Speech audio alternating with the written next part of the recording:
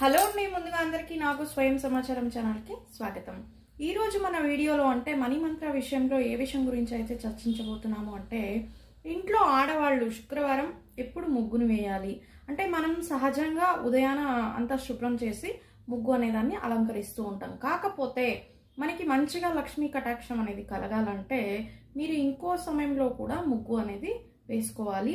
అది ఎలాంటి ముగ్గు, ఏ సమయంలో ఇలాంటి ముగ్గు వేయడం వల్ల మీకు లక్ష్మీ కటాక్షం మంచిగా మీపై ఉంటుంది అని ఈ విషయం గురించి ఈరోజు అయితే మనం చర్చించబోతున్నాం. అది ఏంటి అంటే, రాత్రిపూట ఇక అన్ని భోజనం అంతా అయింది, అవన్నీ కడిగి పెట్టేసినాం, ఇంకేం పడుకోవాలి అనేటప్పుడు ఆడవాళ్ళు రాత్రిపూట ఇంటి ముందు శుభ్రం చేసి అది ఎలాంటి ముగ్గు వేయాలంటే అష్టదళం ఉన్న ముగ్గుని వేయాలి. అంటే మనం తామర పూల షేప్లో లేదా స్టార్లో ఇలాంటి ముగ్గుని వేయాలన్నమాట.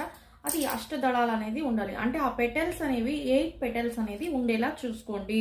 మీరు ఏ ముగ్గు వేసినా అది 8 పెటల్స్ అనేది ఉండాలి. ఇలాంటి 8 పెటల్స్ ఉన్న ముగ్గు వేస్తే లక్ష్మీదేవి మంచిగా అట్రాక్ట్ అవుతుంది.